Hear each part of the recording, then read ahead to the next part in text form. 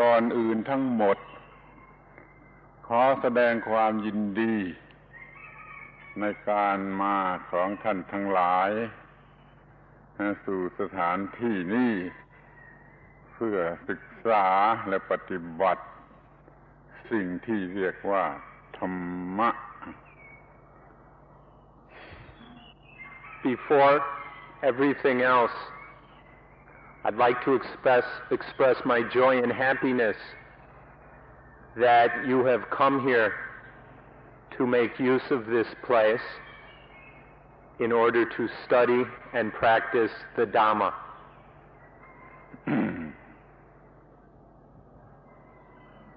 กล่าวโดยสรุป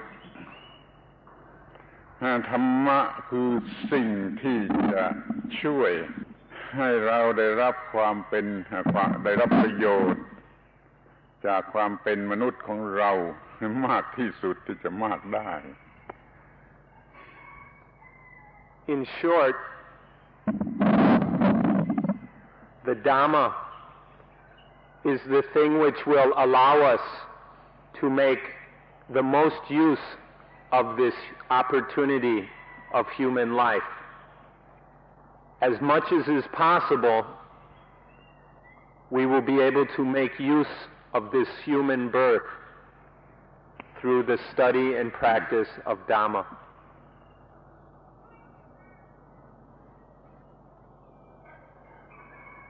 ถ้าท่านทั้งหลายมีความรู้สึกว่าชีวิตยังขาดอะไรอยู่ยังไม่มีความสุขสงบอย่างเต็มที่มันก็จะเป็นการง่ายที่จะศึกษาและปฏิบัติธรรมะ If you feel that there is something lacking or missing in your lives, or if you feel that your happiness and peacefulness is less than complete, if this is so, then it will be quite easy for you to come to study and practice Dhamma. ถ้าท่านรู้สึกว่ามีความพอใจในชีวิตถึงที่สุดไม่มีความทุกข์ไม่มีความลำบากอะไรแล้วมันก็ดูจะไม่มีประโยชน์อะไรที่จะศึกษาธรรมะ If you think that your life is perfectly and completely wonderful,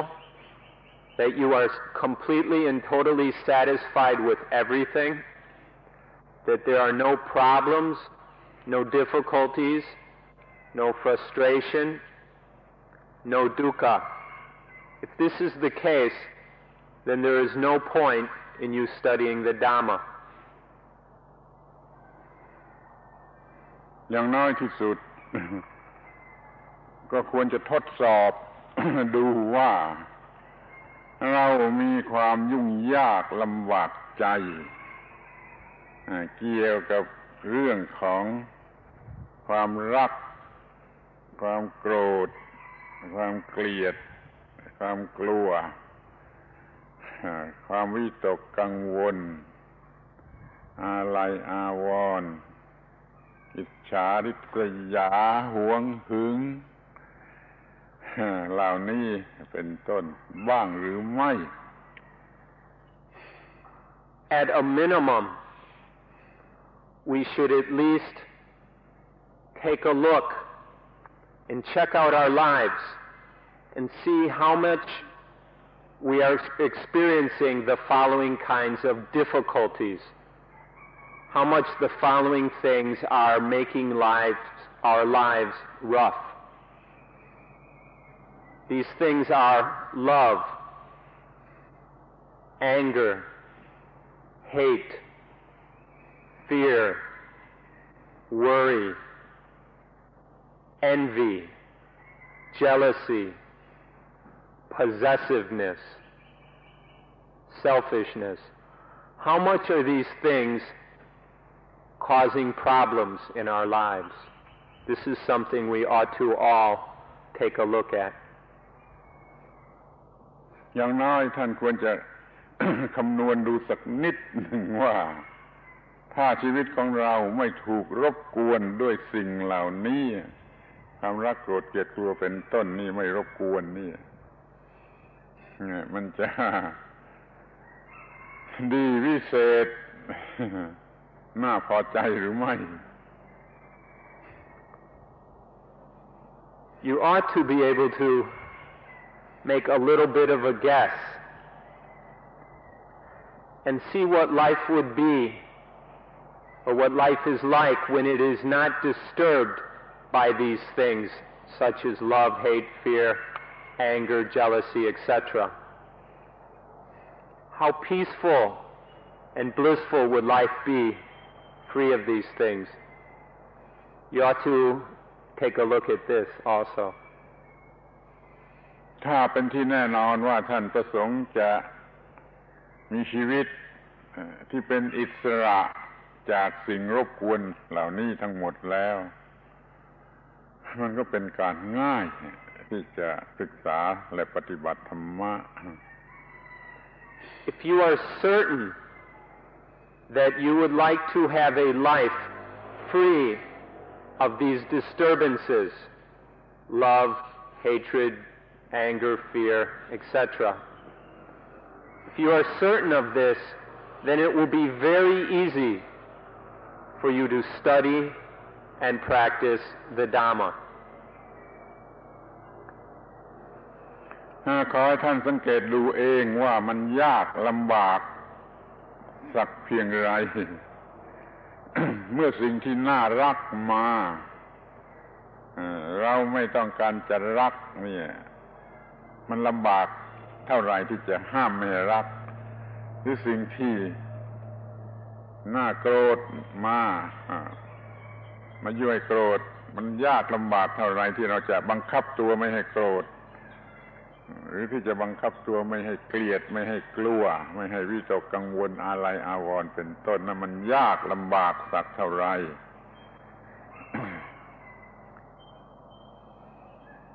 Take a look and see how difficult it is when a lovely object comes by. See how difficult it is to control oneself so we don't fall in love with that thing. Take a look and see the difficulties of this kind of self-control. When something hateful or ugly comes by, look and see how difficult it is. Very difficult or not very difficult to control the mind, for the mind to control itself so that one doesn't fall into hatred towards that thing. Or when something fearful comes by, how difficult is it to not be afraid? Or something that usually incites worry, how difficult is it to keep from worrying, to keep from being jealous, to avoid envy, possessiveness, and these other mental difficulties. ธรรมะก็คือความรู้และวิธีการปฏิบัติเพื่อปรับปรุงจิตของเราเสียใหม่ให้อยู่ในลักษณะที่จะเป็นอิสระจากการรบกวนของสิ่งเหล่านั้นคือจะไม่รักไม่โกรธไม่เกลียดไม่กลัวไม่วิตกกังวลอะไรอาวรณ์เป็นต้นนั่นแหละมีวิธีการที่จะทำให้เป็นอย่างนั้นได้ Dhamma is the knowledge and the way of practice which develops the mind, which trains the mind so that it can be free of all the lovely, hateful, fearsome, worrisome things. With the Dhamma, it is able to, the mind can master itself so that there is no love, no hate, no fear, no envy, jealousy, etc. เราจะต้องรู้ให้ลึกลงไปถึงว่าตามธรรมดาสิ่งที่มีชีวิตทุกชนิดทั้งคนทั้งสัตว์เนี่ยมันมีไอ้สิ่งที่เรียกว่า instinct หรือสัญชาตญาณมาในชีวิตมีมาในชีวิตเป็นอยู่ในชีวิตพร้อมที่จะเกิดจะรู้สึกในชีวิตเพื่อจะมีตัวตนรู้สึกว่ามีตัวตนแล้วก็เพื่อจะสงวนตนรักษาตนบำรุงตนมันก็มีความต้องการที่จะได้อาหารมีความต้องการที่จะหลีกศัตรูต้องการที่จะต่อสู้เมื่อจะต้องต่อสู้กระทั่งต้องการหลายๆอย่างเพื่อรอดชีวิตอยู่ได้อันนี้มันมีอยู่ตามธรรมชาติในสิ่งที่มีชีวิตซึ่งเป็นสิ่งที่ยากที่เราจะควบคุมถ้าเราควบคุมไม่ได้ก็ต้องเป็นทุกข์ถ้าควบคุมได้ก็จะสบายคือไม่เป็นทุกข์ If we look, we can see that in all living things, whether plants, animals, or human beings, there are some things which we call the sanchatayan in Thai, or the instincts. These instincts are something that arise in all, or that exist in all living things. They arise with the the instinct of self or of egoism, and then the instincts which protect the self, which protect the ego, the individual identity. And so the instincts dominate our lives. The instinct of finding food, the instinct of fleeing from dangers, the instinct to struggle and fight when necessary, and all the other instincts which allow for life, for the individual life to be maintained. If we look, we will see these instincts in all living things. And we will also see how difficult it is to control them. See how difficult it is to keep these instincts under control so that they do not lead to problems, so that they do not cause dukkha. ท่านอาจจะมีความคิดว่าเราไม่สามารถที่จะควบคุม instinct แต่เดี๋ยวนี้ธรรมะนี่ยืนยันว่าเราสามารถที่จะควบคุม instinct ให้เป็นไปในทิศทางที่จะไม่เกิดความทุกข์ You may not think that it is possible to control the instincts. However, Dhamma stands firm and asserts that it is very possible to control the instincts, to control them in such a way that life is free of dukkha, is free of unsatisfactoriness and all problems. สิ่งที่เรียกว่า instinct มันมีทางที่จะเป็นไปสองทางที่จะเป็นไปต่อไปนะคือว่าถ้าเป็นไปอย่างไม่มีสติปัญญามีอวิชชามากขึ้นมันก็เป็นไปในทางเกิดกิเลสและมีความทุกข์มากขึ้นแต่ถ้าได้รับการอบรมที่ถูกต้องinstinct ก็เป็นไปในทางที่มีสติปัญญาเป็นสิ่งที่เรียกว่าโพธิตรงกันข้ามกับกิเลส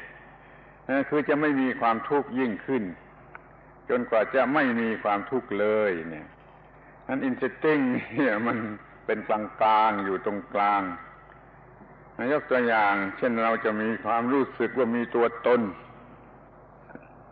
เรารู้สึกว่าเรามีตัวตนแต่ถ้าเราบังคับไม่ได้มันเห็นแก่ตนมันเป็นเห็นแก่ตนมันก็เป็นกิเลสเป็นความทุกข์แต่ถ้าเราบังคับได้เราสงวนตนพัฒนาตนให้เป็นโพธิให้รู้ยิ่งขึ้นไปแล้วมันก็ไม่ต้องเป็นทุกข์และมีความสุขเราจะต้องรู้จักกระทำให้อินสติ้งเนี่ยเป็นไปในทางที่จะเป็นโพธิอย่าเป็นไปในทางที่จะเป็นกิเลส It is very, very important to understand that these things which we call the instincts are neutral. The instincts themselves are neutral. However,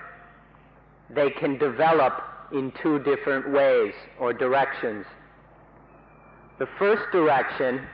the most common one, is where they develop in the direction of defilement. This is because sati, panya, mindfulness and wisdom are lacking. When mindfulness and wisdom are not present, the instincts are not kept under control and they develop in a defiled way. This leads to dukkha. But it doesn't have to be that way. If there is sati panya, mindfulness and wisdom, then the instincts can be mastered and controlled so that they do not lead in the direction of dukkha. Take, for example, egoistic feeling,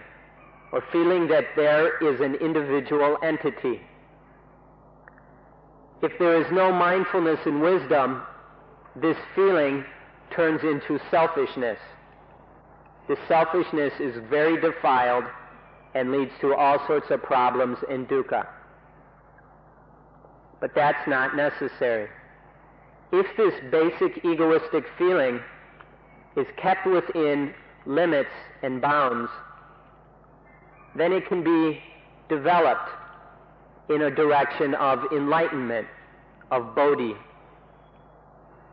When the instincts, for example, this egoistic feeling, are preserved and developed in an enlightened way, then there is no dukkha and problems are avoided. This is very important to know that the instincts are in themselves neutral. It's a matter of whether they are out of control or in control, whether they develop in a defiled way or in an enlightened way.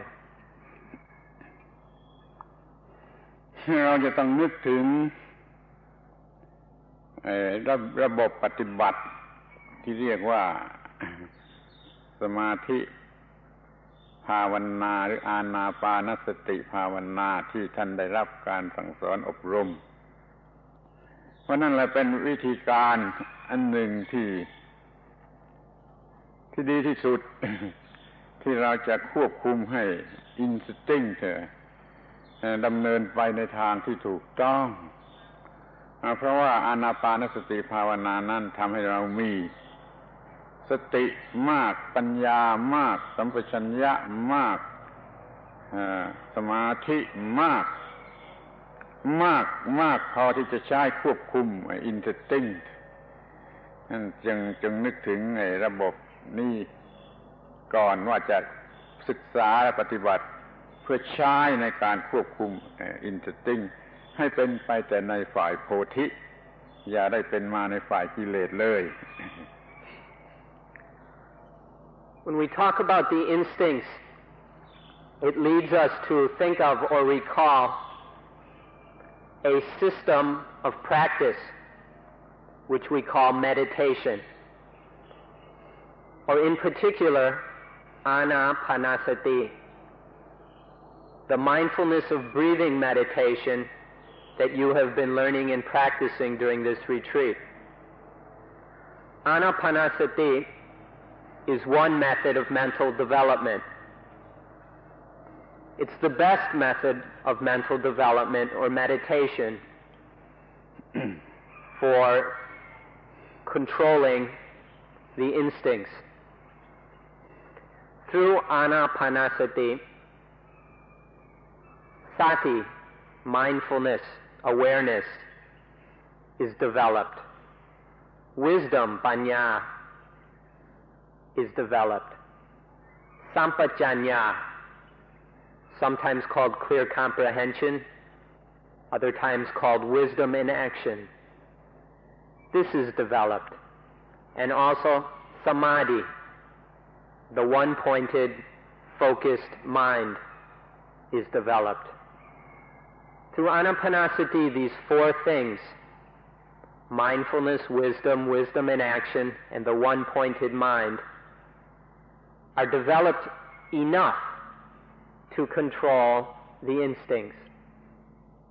This happens through the practice of anapanasati.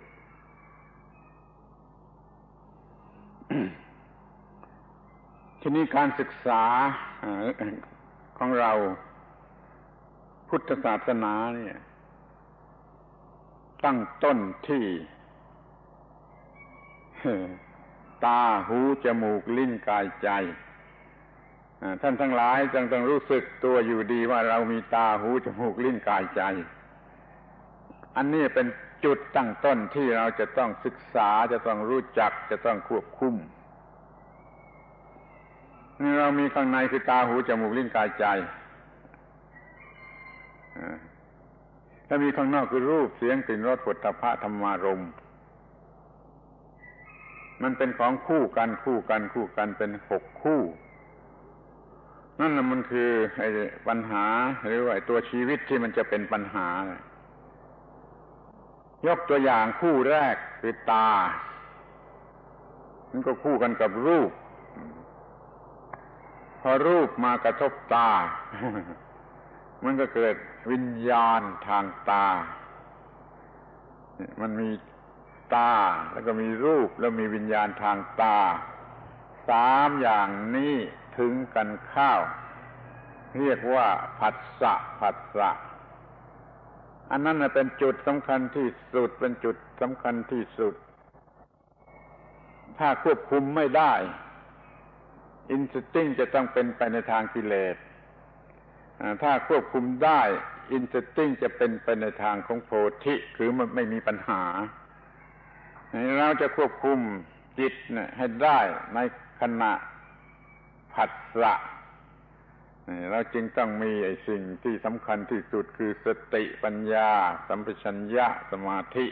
อย่างเพียงพอมาใช้ในขณะอันสำคัญที่สุดคือขณะแห่งผัสสะจะรู้หลักสำคัญส่วนนี้ไว้ก่อน So in this practice of learning to control the instincts so that they do not go in a defiled direction but rather in an enlightened direction, we begin our study of Buddhism with the eyes, ears, nose, tongue, body, and mind, with the 6 sense organs. This is where we start our study. We start with the eyes and the sights, the forms that are seen, the ears and the sounds that are heard, the nose and odors that we smell, the tongue and tastes which we taste, the body and the tactile sensations, and the mind and mental objects. There are these 6 inner sense organs and 6 external sense objects. They come in pairs. There are 6 pairs like this. These sense pairs, sense bases, external and internal and external, are where the problems of life arise. So we begin our study with these. Let's take the example of the eye and a form. There's the I and a form. And then they come into relationship with each other. When that happens, consciousness arises. This is based on the eyes, so we call it eye consciousness. There's the eye, the form or sight that is seen. They come into relationship,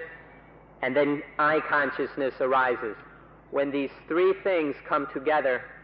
we call that patsa, or contact. This contact is very important. We have to be aware of it if we want to solve our problems. Through the practice of anapanasati, we develop mindfulness and wisdom so that they can be there at that point of contact. Every time one of these contacts arises, there is mindfulness of that contact and wisdom regarding it. And there will also be sampajanya, wisdom in action, right there. And the mind will be samadhi, one-pointed and clear regarding that contact. If these four things are present at the contact, whether it is eye contact, ear contact, nose, tongue, body, or mind contact, whichever one of these six kinds of contact, if there is sati, panya, sampajanya, and samadhi, then the instincts will develop in the direction of enlightenment. But if the contact occurs without mindfulness, without wisdom in action, and without a clear one-pointed mind, then the instincts will go in a defiled direction, leading to problems and dukkha. This is why we begin our study with the sense organs, the eyes, ears, nose, tongue, body, and mind.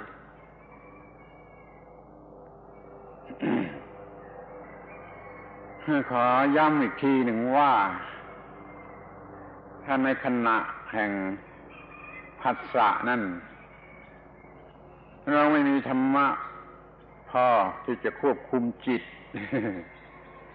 สัญชาตญาณประจำจิตมันก็จะน้อมไปในทางที่จะผิดและเป็นทุกข์ถ้าเรามีธรรมะพอควบคุมจิตในขณะผัสสะสัญชาตญาณมันก็เป็นไปในทางที่จะเป็นทุกข์ไม่ได้มันเป็นไปในทางที่จะฉลาดขึ้นรู้อะไรมากขึ้นเป็นสติปัญญา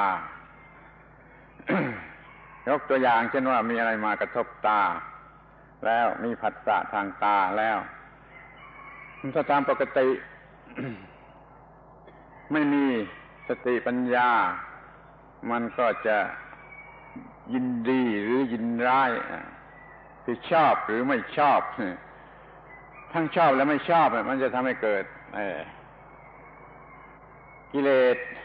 มีความเห็นแก่ตัวเป็นความหมายที่สำคัญเกิดกิเลสเป็นความโลภความโกรธความหลงแล้วก็มีความทุกข์ถ้าเรามีสติฝึกไว้ดีมากพอสติเอาปัญญามาที่ฝึกไว้ดีมากพอมาเผชิญหน้ากับสิ่งที่มากระทบแล้วก็มีสัมปชัญญะคือปัญญากลายเป็นสัมปชัญญะพิจารณาต่อสู้กับอารมณ์ที่มากระทบเพื่อให้รู้ว่ามันอย่างนั้นเองมันเช่นนั้นเองมันไม่น่าจะยินดีหรือไม่น่าจะยินร้ายเป็นต้นหรือจะเฉยได้นี่ถ้าว่ากำลังจิตน้อยมันก็ไม่สามารถที่จะรู้สึกเช่นนั้นได้ไม่สามารถจะเอาชนะอารมณ์นั้นได้ก็ต้องมีสมาธิเพิ่มลงไปในสัมปชัญญะเราก็สามารถที่จะขจัดอิทธิพลของอารมณ์นั้นออกไปเสียไม่ทำให้เกิดกิเลส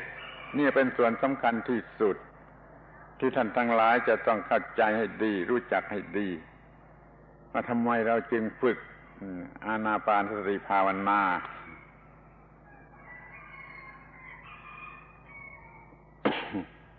That was a long one.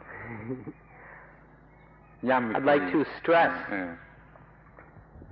that at the moment of contact, when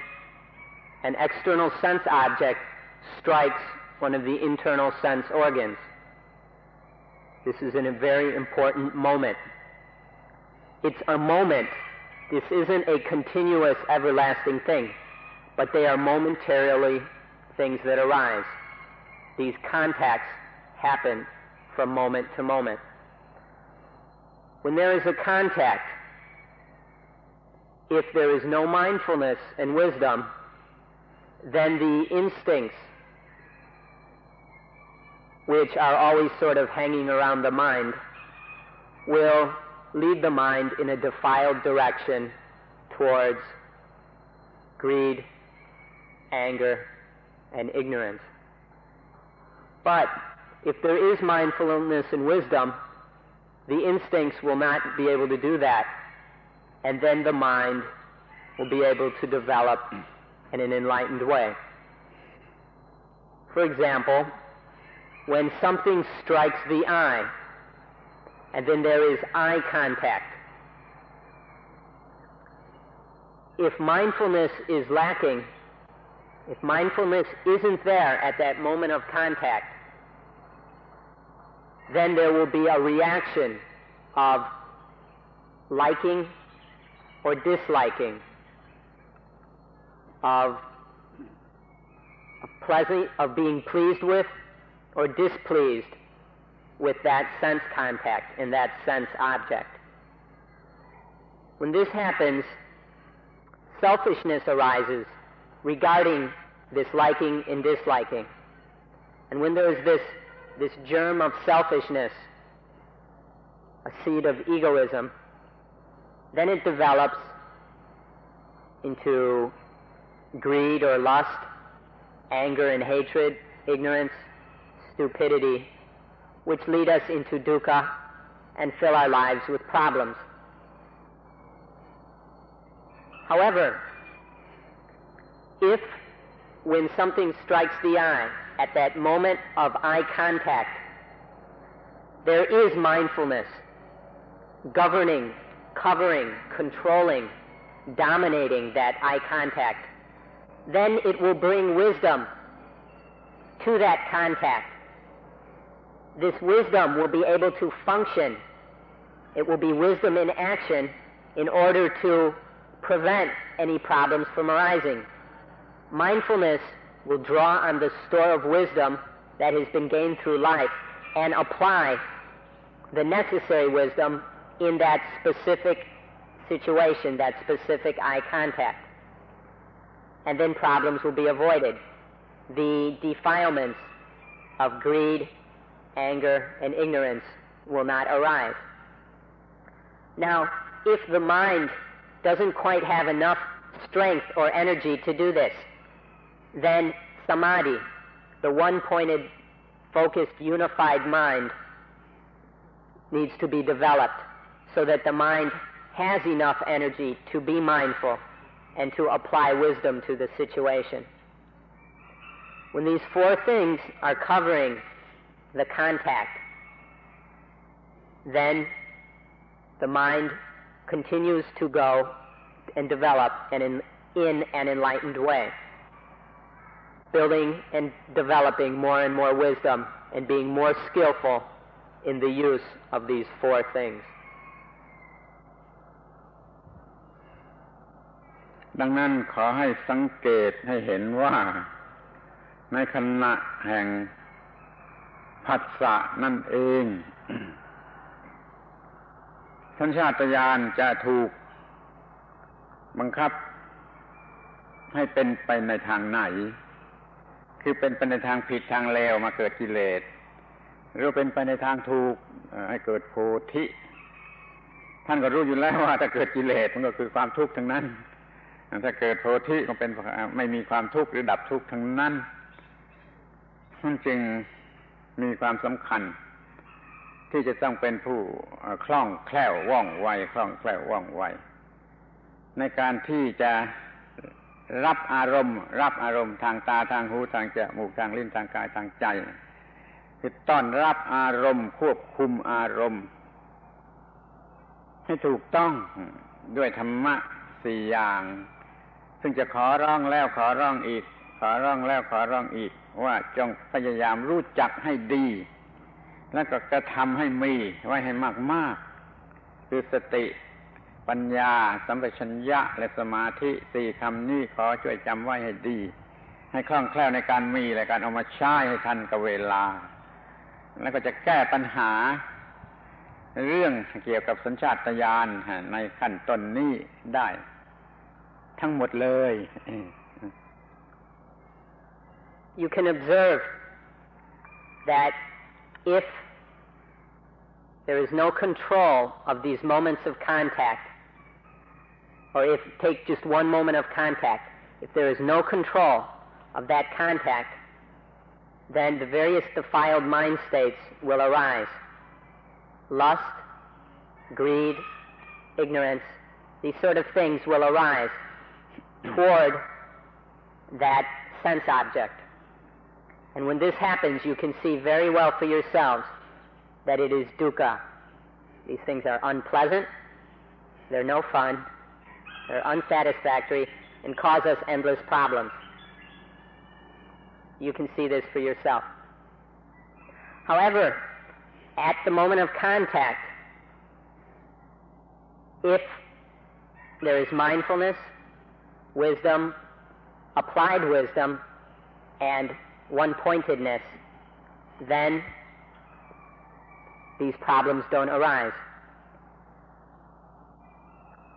Without these things, the instincts are out of control and lead in the direction of dukkha. When these four dhammas are working and functioning, then the contact does not lead to dukkha,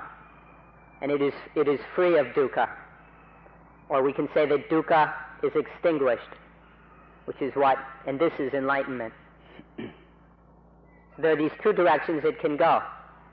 The key are these four dhammas: sati, panya, sampajanya, and samadhi. Please remember these four things, these four dhammas. Remember them, develop them, know them fully, become as skillful and expert as you can in bringing these things into existence and using them in your lives in order to control all those sense contacts that arise. So remember these four things: sati, mindfulness; panya, wisdom; sampajanya, wisdom in action; and samadhi, the one-pointed,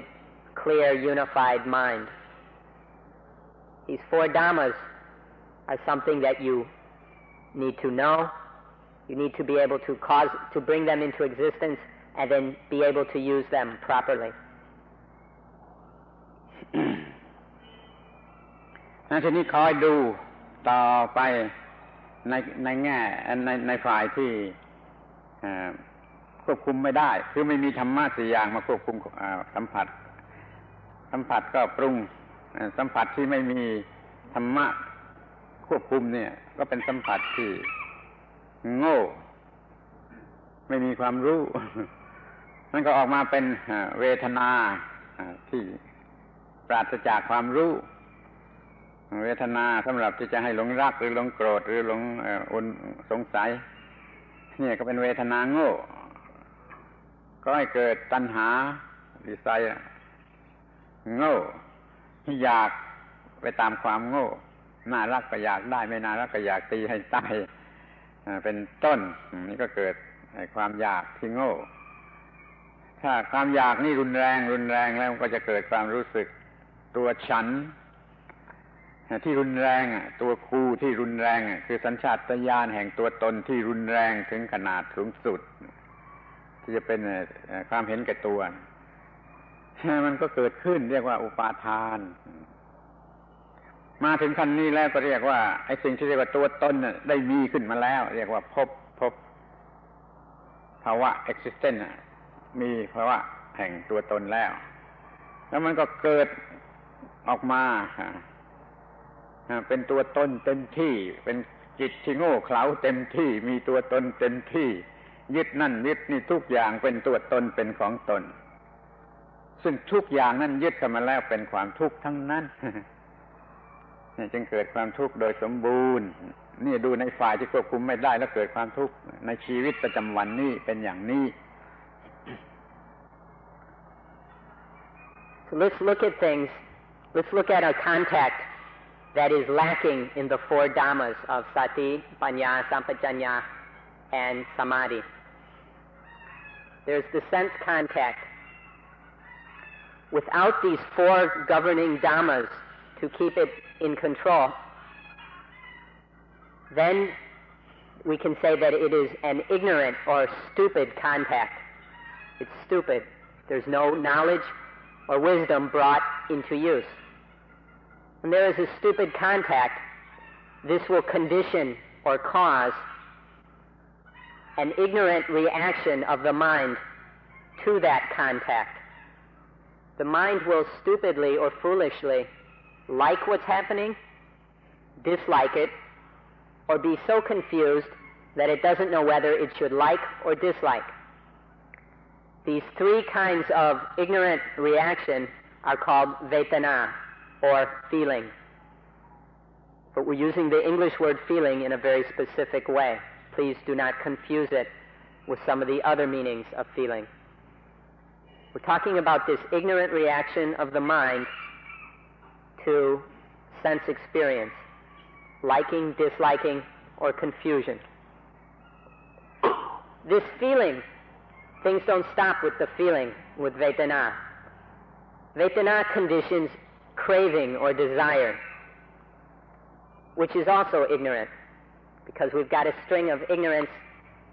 conditioning stupidity, conditioning further stupidity. So we have this stupid desire or craving for the sense objects. This is conditioned by this feeling. The mind reacts. After it reacts, it starts desiring.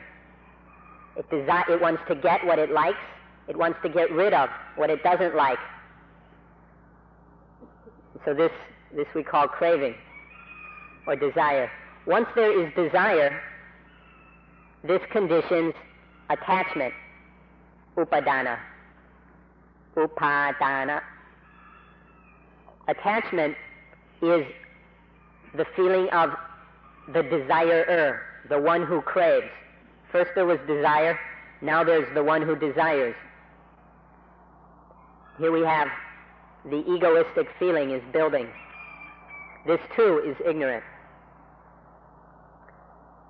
Attachment conditions where we have this I. There's the I who desires and craves to get or get rid of. This begins to build into a state which is called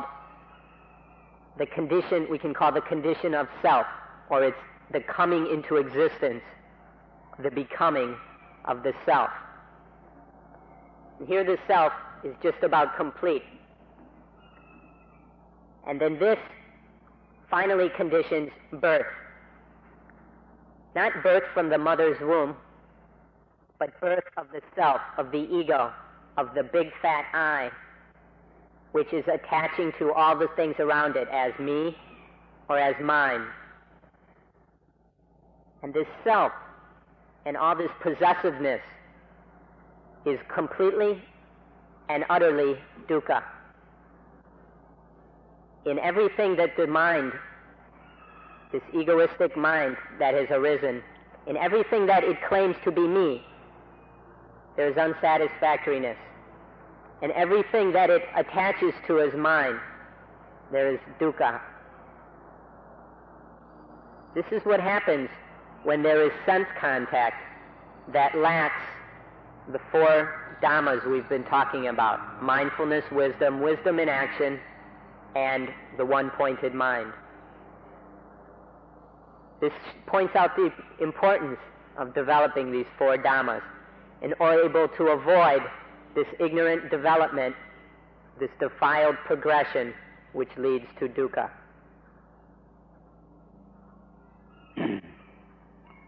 ถ้าเข้าใจอย่างที่พูดมาท่านจะเข้าใจได้เองว่าการเกิดจากท้องแม่นั้นเป็นการเกิดทางกายยังไม่มีเส้นเป็นการเกิดทางกายทางวัตถุทางวัตถุธาตุจนกว่าเมื่อไรจะมีความรู้สึกเป็น attachment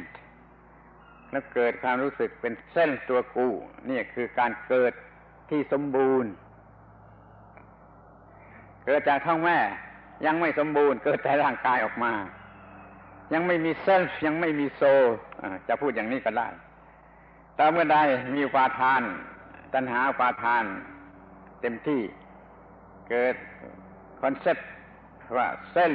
นี่มันจึงจะมีเส้นหรือมีโซลต่อไปนี้ก็จะมีปัญหาคือว่ามันจะมีความทุกข์ถ้าเราควบคุมไว้ได้ไม่เกิดเส้นตัวตนซึ่งเป็นของมายา delusive illusive มายาไม่ได้มีตัวจริงแต่มันมีความรู้สึกรุนแรงเหมือนกับว่ามีตัวจริงเราจึงรู้สึกว่าเรามีเซลฟ์หรือเรามีโซลตามความรู้สึกของเราไอ้เซลฟ์หรือโซลนั่นคือตัวปัญหาถ้าควบคุมจะได้เนี่ยเกิดความรู้สึกขึ้นมาก็ไม่มีปัญหาอะไรจะไม่มีความทุกข์เกิดความรู้สึกเป็นเซลฟ์หรือเป็นโซลเมื่อไรก็จะต้องมีความทุกข์และมีปัญหานั้นเรามีวิธีที่จะควบคุมไม่ให้เซลฟ์หรือโซลคอนเซ็ปต์นี่เกิดขึ้นในจิตใจก็ยังคงปกติยังไม่เป็นกิเลสยังมีความสงบสุขอยู่ตามสมควรนี่ขอให้เข้าใจสิ่งที่เรียกว่าเซลฟ์หรือโซลนั่นเป็นเพียงมายาIf you understand what's been said, then you will understand that birth doesn't just refer to what happens when we leave our mother's womb. That kind of birth is only material or physical birth. It is only the birth of the material elements that make up life or make up human life. But at that physical birth, the ego or the self or the soul, if we wish, has not yet been born. It is just physical birth. But as was described, there is an ignorant process, the defiled path, which leads to the birth of the self. It is only when the self is born that we can say that birth is complete, because then there is both physical birth and mental birth, birth of the body and birth of the self. Then birth is complete. Now the thing about this self or soul that is born that is very important to realize is that it is an illusion. It is elusive or illusionary. There's nothing real about it. It's just a concept or a figment in the mind. It's not real.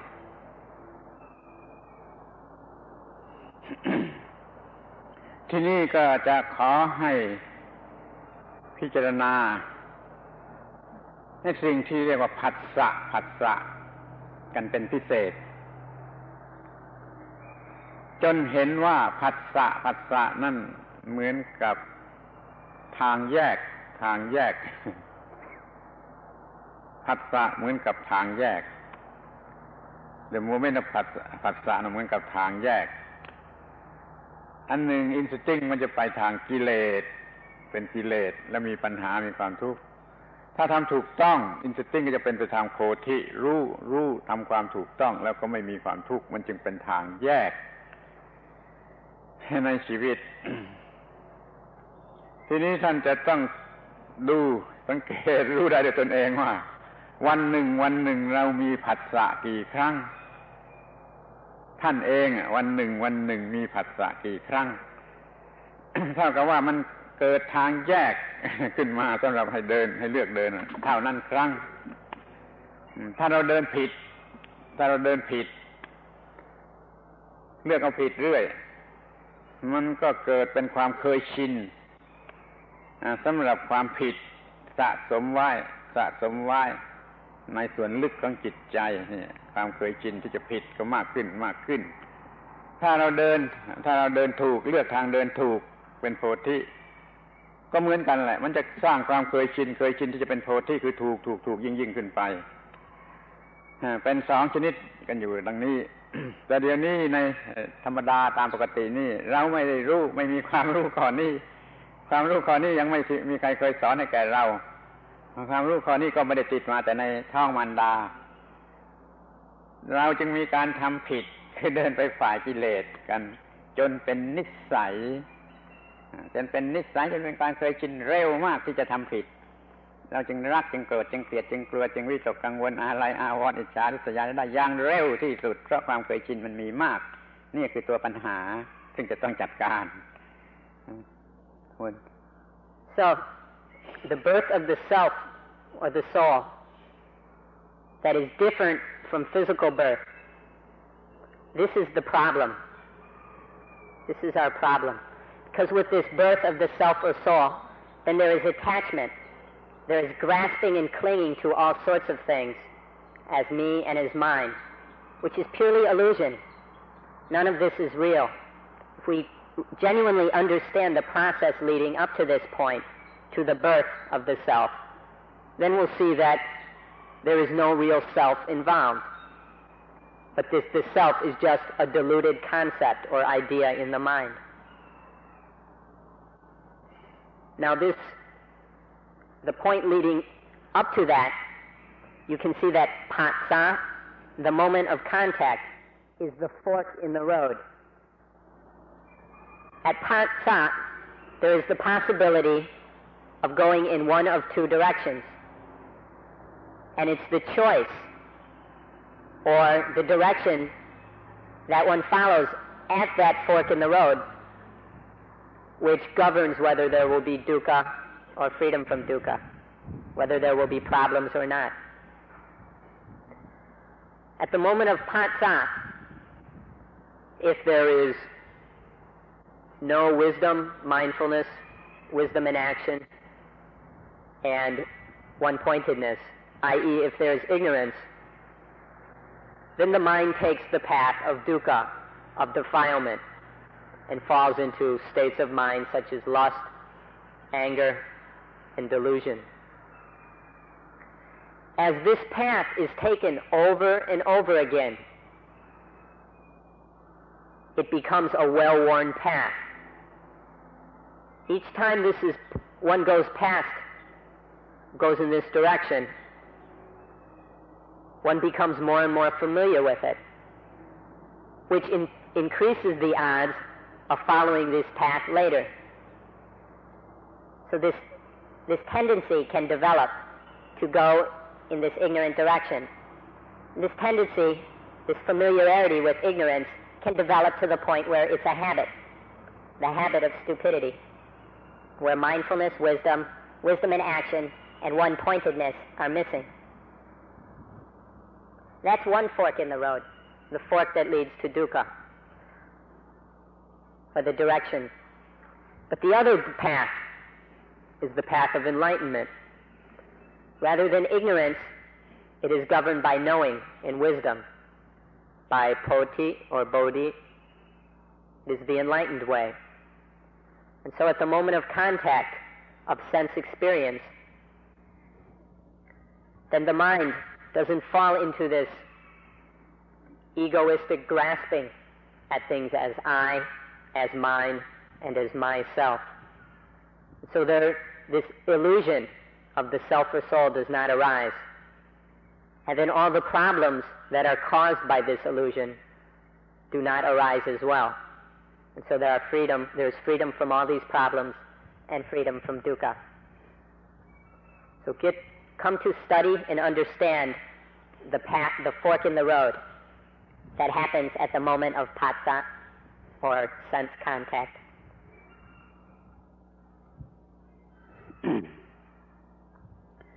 ขอย้ำอีกครั้งหนึ่งว่าขอให้ท่านสังเกตจนเห็นว่าขณะแห่งผัสสะนั้นเป็นเหมือนกับทางแยกของจิตเป็นทางแยกสำหรับจิตจะไปผิดหรือจะไปถูกแล้วขอให้สังเกตดูว่าวันหนึ่งท่านมีผัสสะกี่ครั้ง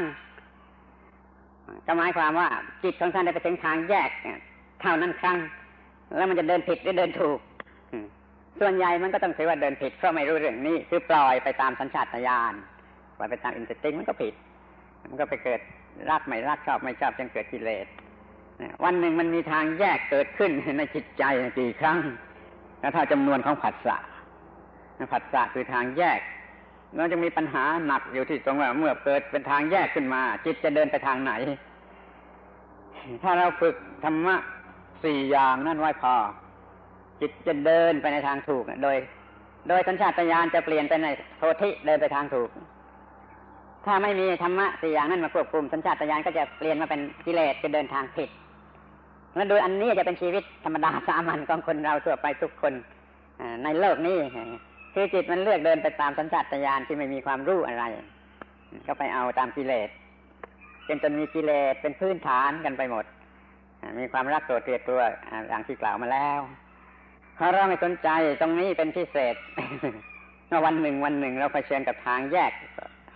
สองทางนี้กี่ครั้งมีผัสสะกี่ครั้งเดี๋ยวทางตาเดี๋ยวทางหูเดี๋ยวทางจมูกทางลิ้นทางกายทางใจล้วนแต่เป็นผัสสะมีผัสสะกี่ครั้งก็เท่ากับเผชิญกับทางแยกเท่านั้นครั้งแล้วจะเดินผิดหรือเดินถูกแล้วจะรู้ได้เองว่าเรากำลังอยู่ในสภาพอย่างไรมีปัญหามากอย่างไรมีความทุกข์มากอย่างไรต้องเห็นความจริงข้อนี้กันเสียก่อน Like to stress further the importance of contact of this fork or split in the road. Observe in your own lives. Observe each and every day. Take today, for instance. For each of you, observe today how many times you come to this fork in the road. How many times does sense contact happen for you today? How many times? Do you know? Find out how many times you come to this fork in the road. And then observe whether you go the right way or the wrong way. Observe this. Are the defilements, the mental defilements, are they just let go of, allowed to run out of control and drag the mind along in a way of greed, anger, hatred, fear, worry, and all these other unskillful mind states which lead to dukkha? Is this the way that is followed? Do we develop this familiarity with this defiled path? Does it become a habit, a tendency? If we look around us in the world, watching TV, reading the newspaper, whatever, we'll see that this path is the common one. This is the path that is most often followed in the world today. The defiled path where the instincts are out of control. But observe in your life this fork in the road. See how many times the wrong way is followed and how many times the right way is followed. See each time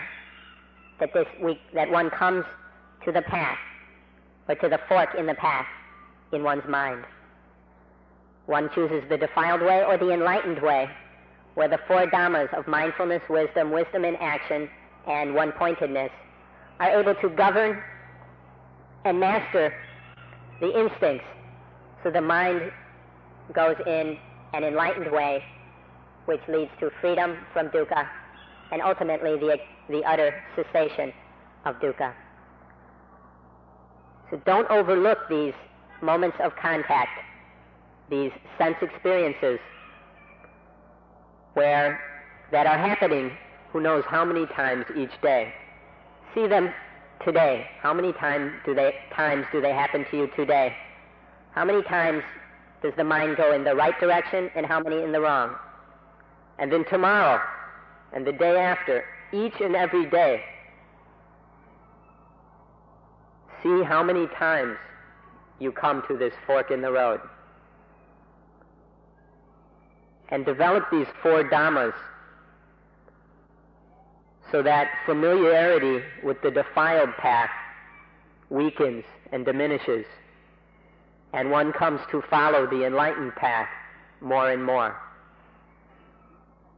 See this in your own minds, in your own lives, today, now.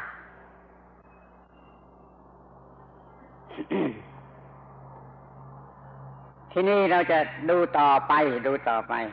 ที่พูดมาแล้วในกรณีประจำวันที่ต้องเผชิญอารมณ์ต้องต่อสู้อารมณ์ต้องเอาชนะอารมณ์ที่ทางสองแพร่งนี่เป็นเรื่องหนึ่งที่เราจะต้องทำให้ได้และไม่ต้องสงสัยเลยแค่ว่าเรามีธรรมะ4ประการนั่นอย่างเพียงพอฝึกไว้ดีแล้วจากอานาปานสติเรามีธรรมะ4ประการนั่นซึ่งจะเรียกในภาษาไทยธรรมดานี่ก็เรียกว่า4เกลอคือไปด้วยกันทั้ง4ต้องไปด้วยกันทั้ง4ขาดไม่ได้มีสติเมื่อมีอารมณ์กระทบไปเอาปัญญามาแล้วปัญญาเป็นสัมปชัญญะแล้วก็มีสมาธิเพิ่มกำลังให้แก่สัมปชัญญะเพิ่มจนชนะอารมณ์นี่เป็นเรื่องเหตุการณ์ประจำวันธรรมดาสามัญของทุกคนทีนี้อีกเรื่องหนึ่งในเวลาที่ไม่ได้เป็นอย่างนี้ในเวลาที่ไม่ต้องสัมผัสอารมณ์ไม่ได้สัมผัสอารมณ์แล้วก็ใช้เวลาในการทำวิปัสสนาเพื่อให้จิตนี่มีความรู้เรื่องความจริงอันแท้จริงของธรรมชาติเช่นให้รู้ว่าเป็นอนิจจังทุกขังอนัตตาสิ่งที่มีการปรุงแต่งทุกสิ่งเลยไม่ยกเว้นอะไรนอกจากนิพพานสิ่งปรุงแต่งทุกสิ่งเป็นอนิจจังคือเปลี่ยนแปลงเรื่อยเป็นทุกขังคือมีลักษณะแห่งความทุกข์ดูแล้วน่าเกลียดและอนัตตาไม่มีเส้นไม่เป็นเส้นไม่ใช่เส้น3ประการนี้ให้จิตเห็นแจ้งรู้สึกว่าอนิจจังทุกขังตามีอยู่ในทุกสิ่งที่เป็นในตัวเราก็ทุกสิ่งทุกส่วนทุกส่วนเป็นอย่างนี้ที่เป็นร่างกายก็เป็นอย่างนี้ที่เป็นจิตใจก็เป็นอย่างนี้เป็นความคิดนึกก็เป็นอย่างนี้เลยไม่มีอะไรที่จะยึดถือว่าตัวตนที่ข้างนอกทุกอย่างก็เป็นอนิจจังทุกขังอนัตตาอย่างนี้เห็นทั้งข้างในทั้งข้างนอกเป็นอนิจจังทุกขังอนัตตาอย่างนี้มันก็จะลดอำนาจของสัญชาตญาณที่ว่ามีตัวตนที่เป็นอีโกอิซึมลดลงมันก็ค่อยง่ายขึ้นในการที่จะไม่เกิดในตัวตนนี่หน้าที่อีกส่วนหนึ่งคือไม่กำลังที่ไม่เผชิญกับอารมณ์มีอีกส่วนหนึ่งที่เผชิญกับอารมณ์ก็ทำอย่างที่ว่ามาแล้วเวลาที่ไม่เผชิญกับอารมณ์ก็มาทำวิปัสสนาพิจารณาเห็นอนิจจังทุกขังอนัตตาซึ่งเป็นคำสำคัญที่สุดเป็นหัวใจของธรรมะในพุทธศาสนาว่าอนิจจังทุกขังอนัตตาช่วยจำไว้ดีๆถ้าจะรวมทั้ง3อย่างทั้งอนิจจังทุกขังอนัตตาก็ด้วยกันแล้วก็จะว่าสุญญตาว่างจากเส้นทีนี้ถ้าดูละเอียดอีกก็จะเห็นตถาตาแปลว่าเช่นนั่นเองเป็นคำพูดที่ฟังไม่ดีแล้วจะรู้สึกว่าพูดเล่นมันเหมือนพูดเล่นพูดล้อเล่นแต่เช่นนั่นเองเป็นคำที่สำคัญที่สุดที่เห็นธรรมะสูงสุดเห็นธรรมะถึงที่สุดแล้วก็จะเห็นเช่นนั่นเองของสิ่งทั้งปวงนี่จะต้องฝึกให้เห็น absolute truth ความจริงสูงสุดของสิ่งทั้งปวงว่าเช่นนั่นเองอยู่เป็นประจำที่สัญชาตญาณที่ว่ามีตัวตนก็ลดลงลดอำนาจลงจนจะไม่เห็นอะไรว่าเป็นตัวตนนี่มันก็ง่ายเมื่อมีอารมณ์มากระทบมันก็จะไม่ค่อยจะเกิดความเห็นเป็นตัวตนก็จะไม่ค่อยเกิด attachment มันจะปล่อยไปตามความถูกต้องถ้าเรามีหน้าที่2อย่างคือเมื่อมีอารมณ์มากระทบเป็นผัสสะต้องใช้4ธรรมะนั้นแก้ไขที่ฝ่ายที่ว่าไม่มีอารมณ์มากระทบอยู่ตามปกตินี่ก็พิจารณาให้เห็น อนิจจังทุกขังอนัตตารวมกันแล้วเป็นเห็นสุญญตาลึกลงไปก็เห็นตถาตาตถาตาเนี่ยทำอยู่อย่างนี้ทำอยู่อย่างนี้เนี่ยเป็นชีวิตที่ว่าเต็มไปด้วยธรรมะปฏิบัติที่มันถอนขึ้นซึ่งสัญชาตญาณแห่งตัวตนมันอาจจะพูดได้ว่า eliminate เนี่ยสัญชาตญาณแห่งตัวตนถูกถอนจนกว่าจะหมดอิทธิพลที่จะมาบังคับจิตนี่เรียกว่าจิตมันหลุดพ้นจิตหลุดพ้นแล้วเป็น emancipated แล้วนี่เราก็สบายสูงสุดอย่างที่ไม่มีคำพูดอย่างมนุษย์ธรรมดาจะพูดคุณ Dhamma offers us two opportunities with which to use life. We've been talking about the first opportunity. That is whenever a sense object strikes one of the sense organs, causing consciousness to arise, whenever one of these sense objects catches the mind, the way to use that opportunity is for there to be mindfulness, wisdom in action, and one-pointedness at that moment of contact in order to govern and control that sense experience. These four things, we can call them four comrades, four Dhamma comrades. Wherever they go, these four comrades have to go together. If one is missing, it's like they're all missing. We need to develop all four of them so that each is sufficient at each moment of sense contact, so that there is mindfulness of the contact, so that enough wisdom has been developed and stored for that contact to be understood. That wisdom in action draws on that store of knowledge and applies the exact wisdom that is necessary to deal with the situation. And where one-pointedness provides the strength and power for the mind to deal with the situation, with each sense contact as it arises. This is the first opportunity of living which Dhamma offers us, to make use of all the sense experiences in a wise, enlightened way, by applying the four comrades of Dhamma that we have been developing and continue to develop in the practice of Anapanasati. This is the first opportunity. Life gives us a second opportunity in which to study and practice Dhamma. These sense contacts are not happening all the time. In between them are moments where we can make use of the second opportunity. We can call this second opportunity vipassana, insight, which means clear seeing things as they really are. So in these moments when there is no sense contact to make use of, then it is a time for vipassana. In vipassana, reality is examined. It is observed until it is seen clearly, until the truth is realized regarding this reality. This is not a matter of rationally or intellectually convincing oneself of anything,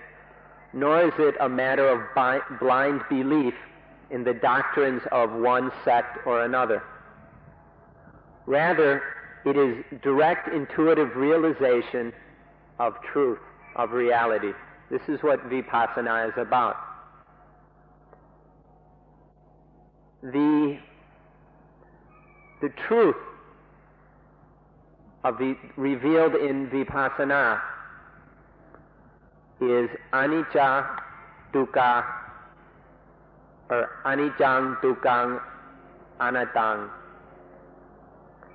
These three characteristics of all conditioned reality. Everything which has arisen in this world due to causes of any kind or any sort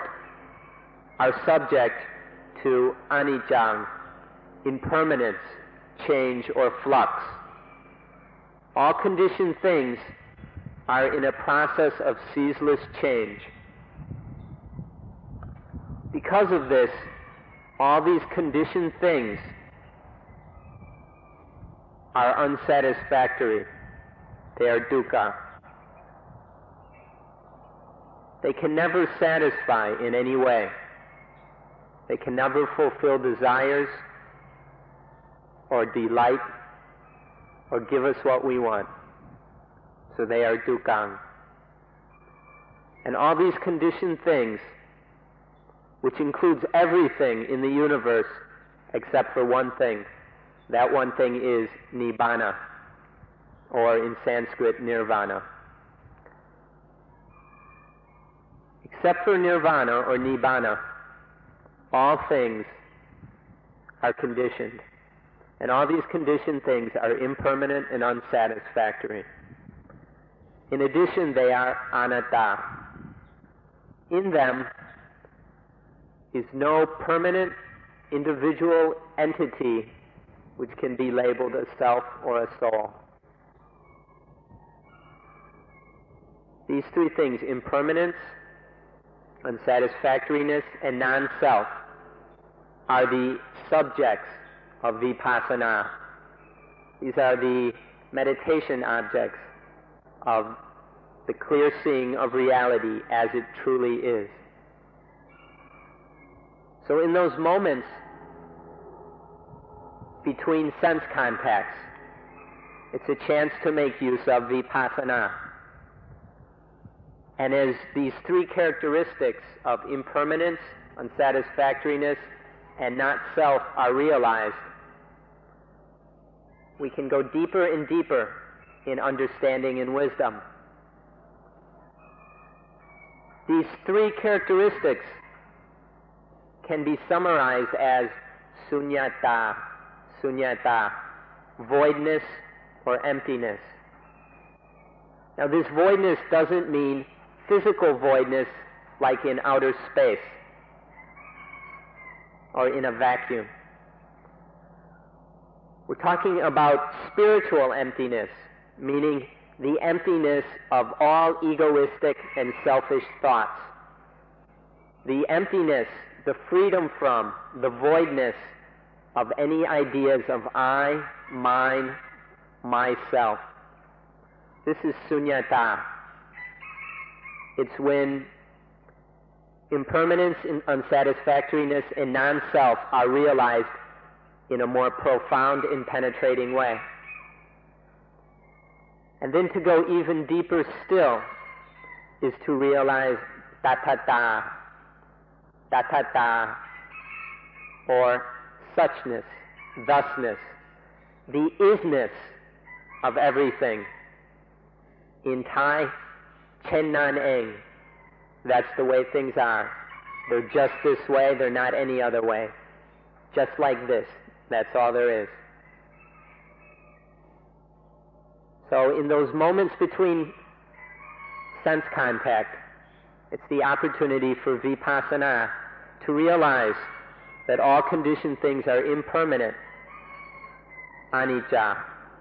that they are unsatisfactory, dukkha, and that they are completely void,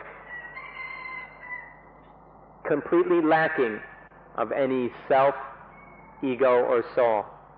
That is anatta. To penetrate these three is to realize sunyata, the emptiness of self, of I, me, mine, myself, of ego, the voidness of soul. And to go even deeper is to see tathata,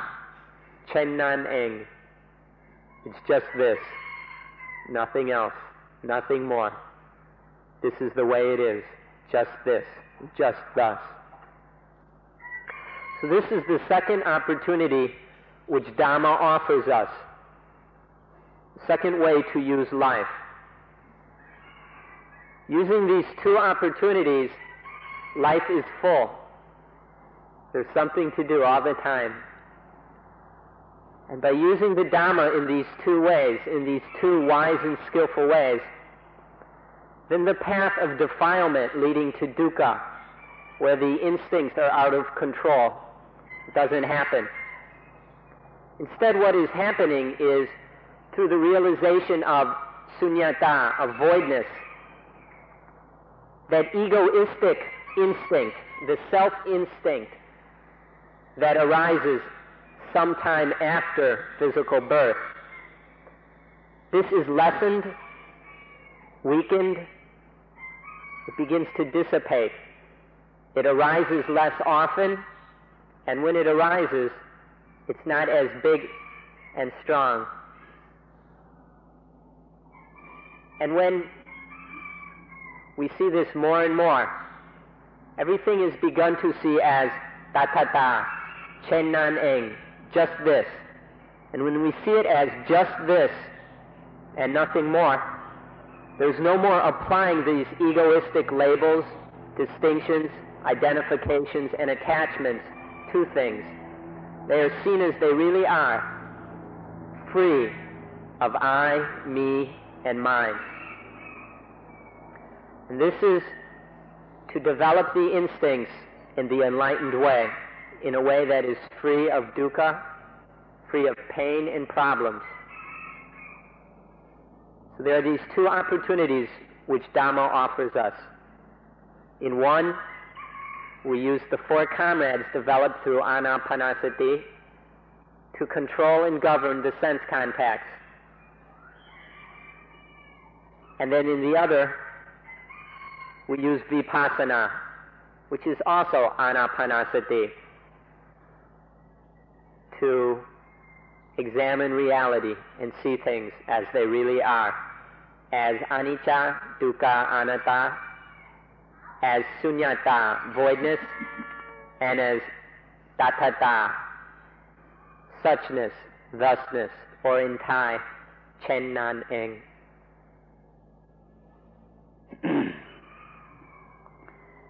ขอให้มองเห็นคุณค่าของการเห็นตถาตาให้ลึกซึ้งเมื่อเห็นว่าทุกอย่างข้างในหรือข้างนอกเป็นเช่นนั่นเองตถาตาเช่นนั่นเอง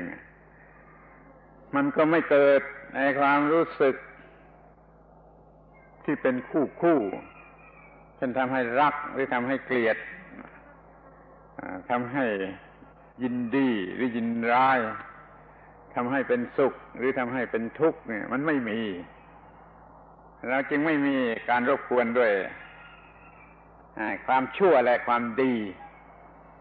ถ้าท่านเคยศึกษาชัดเจนมาก่อนใบแรกๆของไบเบิลที่ว่ากินผลไม้รู้ความชั่วดีและตายนั่นนะเดี๋ยวนี้เราจะออกไปจากอิทธิพลของชั่วและดีของ good and evil ที่เป็น good ก็ไม่ทำไม่มีอินฟลูเอนซ์อะไรที่เป็น evil ก็ไม่มีอินฟลูเอนซ์อะไรแก่จิตนี่เราก็รอดนี่เห็นเป็นเช่นนั่นเองแล้วก็ไม่มีปัญหาที่จะทำให้เกิดรักหรือไม่รักเลยไม่มีความทุกข์นี่เป็นอย่างหนึ่งขอว่าดิ I'd like you to look at the value of tathata, or suchness, a little more. Whether you see tathata internally, within the mind and body, as you experience them from moment to moment, or whether you see tathata, suchness, in the objects of nature that are external. No matter whether you see tathata internally or externally, this seeing of things as they really are, as just this, just thus, is to free oneself of dualistic thinking. Usually, the deluded mind, the egoistic, selfish mind, is seeing things as this and that, as good and bad, good and evil. It's cutting reality up into two pieces according to the judgments. This dualistic thinking can be done away with by understanding and seeing tathata, the thusness of things. ต่อไปนี้ ท่านก็จะไม่เป็นผู้แพ้หรือผู้ชนะ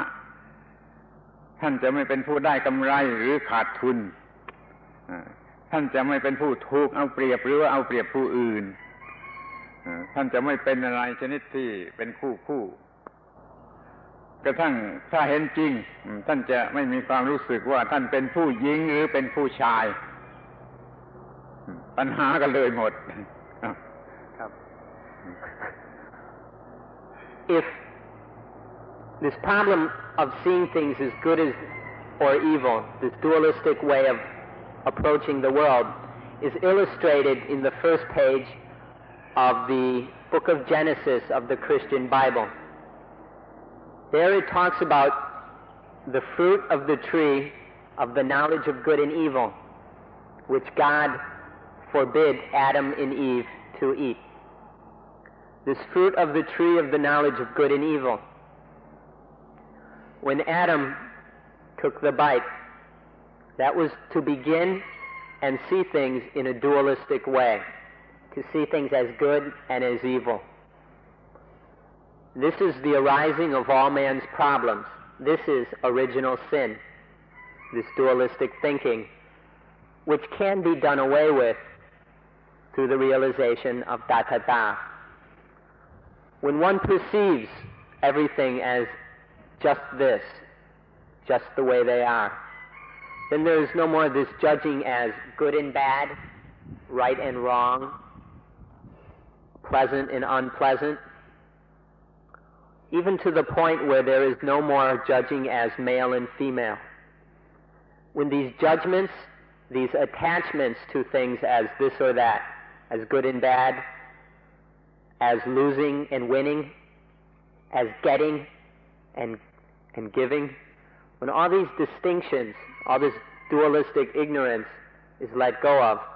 then all the problems that are caused by them disappear. This can happen through the perception and realization of thusness, tathata, chen nan eng. ที่สำคัญที่สุดก็คือจะไม่รู้สึกว่าเราจะเป็นผู้กระทำหรือเป็นผู้ถูกกระทำดังนั้นเราจึงไม่มีความรู้สึกว่าแพ้หรือชนะกำไรหรือขาดทุนเสียเปรียบหรือได้เปรียบก็เลยไม่มีปัญหาในเรื่องเหล่านี้นี่คือผลของการเห็นตัทธา Finally, the fruit of seeing tathata is in not attaching to ourselves as the doer or the done to. When there is an action, there is no attachment to the one who does the action or the one who is acted upon. These distinctions disappear. And in this way, there is no winning and no losing, or no profit and loss, getting and losing, taking advantage of or being taken advantage of, receiving the benefit or losing the benefit. All these dualistic distinctions disappear. This is the value of tathata. They allow us to see things, or tathata, to seeing things as they are, without the problems that arise from dualistic thinking, without the dukkha that is caused by egoistic ignorance. สิ่งสุดท้ายก็อยากจะพูดว่า ต่อไปนี้ก็ไม่มีอะไรแปลกไม่มีอะไรน่าอัศจรรย์จนไม่มีเอ็กไซต์ไม่เอ็กไซต์ในสิ่งใดเมื่อไปโลกพระจันทร์นั่นก็เป็นของเด็กเล่นไม่มี excitation ในอะไรทุกอย่างแม้ว่ามนุษย์จะทำอะไรเกิดขึ้นมาก็เห็นเป็นของเช่นนั่นเองจะใช้ประโยชน์อย่างไรก็ใช้ไม่ต้องใช้ก็ไม่ต้องใช้ไม่ต้องไปหลงไม่ต้องอัศจรรย์ไม่ต้องตื่นเต้นรวมความว่าต่อไปนี้ไม่มีอะไรแปลกประหลาด The last thing we'd like to say is that through the realization of Tathata, there is nothing strange anymore. There's nothing marvelous or wonderful or weird or strange left in the world. Everything is seen as just that, just this, as it is, Tathata. So when they go to the moon, we just see it as children's play. It's just playing with toys. Nothing special, nothing strange. Just ta-ta-ta. All the things that happen that we used to get excited about, that we get excited about, agitated about, worried about, they're just seen as they are. Nothing strange, nothing weird. Just ta-ta-ta. This is the way to live in a balanced and calm, centered in Dhamma. เป็นนั้นว่าเราได้ปฏิบัติถูกต้องแล้วทุกเวลามีอยู่สองชนิดเวลาที่เราเผชิญหน้ากับอารมณ์หรือเผชิญกับโลกเมื่อตาหูจมูกลิ้นกายใจทำงานอยู่นี่เราเผชิญกันอยู่กับโลกเราต้องปฏิบัติให้ถูกต้องอีกเวลาหนึ่งเราไม่ได้เผชิญกับโลกเรามีโอกาสจะคิดจะทำอะไรได้เป็นของตนเองแล้วก็ต้องทำให้ถูกต้องทั้งเวลาที่เราเผชิญกับโลกหรือไม่เผชิญกับโลกเป็นการถูกต้องทั้งสองอย่างและปัญหาก็หมด And so this is how we live in the world, or we live correctly all the time from moment to moment, constantly. There are two kinds of time. There are the times or the moments when we meet up with sense objects, where various sense objects collide with the eyes, ears, nose, tongue, body, and mind. This we can call the world. This is meeting the world, being in the world. This is one kind of time, which we have talked about. The other kind of time is when the senses are not functioning. There's a moment of respite when we're not meeting up with the world. This is the opportunity for vipassana. So to use both times fully and well is to practice Dhamma all the time and to live in a wise way which is free of dukkha. ในที่สุดเราก็จะรู้สึกว่าเราไม่มีปัญหาเราไม่มีความทุกข์โดยทางร่างกายก็ไม่มีอะไรเบียดเบียนโดยทางจิตก็ไม่มีอะไรเบียดเบียนโดยทางวิญญาณทางสติปัญญาก็ไม่มีอะไรเบียดเบียนรบกวนเราเป็นผู้มีความสุขชนิดนี้ซึ่งไม่มีคำเรียกในภาษาชาวโลกทั่วไปไม่มีคำเรียกก็เรียกเมาๆกันว่าความสุขแต่มันเป็นความสุขชนิดที่เหนือความสุขเป็นผลเกิดมาจากการปฏิบัติถูกต้องต่อธรรมชาติทั้งปวงSo finally, to live like this is to be free of problems and be free of dukkha. On the physical, bodily level, there's nothing afflicting or harming us. On the mental level, there's nothing afflicting or causing problems. And on the level of mindfulness and wisdom, on the spiritual level, there is also no affliction and no dukkha, no problems. This is the fruit of practicing Dhamma from moment to moment. And when it's like this, when life is lived this way, there is a kind of bliss and calmness and coolness and peacefulness that our vocabulary cannot describe. We don't have a word for it. We drunkenly call it happiness. We apply this word, which we usually use with cheap thrills and various coarse kinds of pleasure. We go and apply this word happiness to something which is very subtle and sublime, the result of living according to Dhamma. So we can use this word happiness in speaking about living on the spiritual level according to Dhamma. But if we use it, please understand that this happiness is not the happiness of the senses of ordinary living. If we want to use this word, understand that it's a kind of happiness that is above happiness, beyond happiness. It transcends happiness. This is what happens when one lives according to Dhamma, when one is free of dukkha, when dukkha has been extinguished. ในที่สุดนี้หวังว่าการปฏิบัติอานาปานสติภาวนาของท่านทั้งหลายคงจะได้รับผลเป็นธรรมะ4ประการนั่นคือสติปัญญาสัมปชัญญะสมาธิสำหรับจะใช้ต่อสู้กับปัญหาทุกชนิดที่จะเกิดขึ้นมาจากสัญชาตญาณที่จะแปลรูปเป็นกิเลสได้ทุกอย่างทุกประการในชีวิตประจำวันขอให้ท่านประสบผลอันนี้ซึ่งเป็นจุดหมายของพระพุทธศาสนาและขอยุติการบรรยายในวันนี้เพียงเท่านี้ Finally, I hope that all of you are benefiting from the practice of anapanasati. That through this practice, through this development, you are building, strengthening, and increasing the 4 Dhamma comrades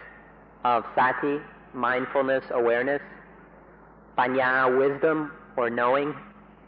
sampajanya, wisdom in action,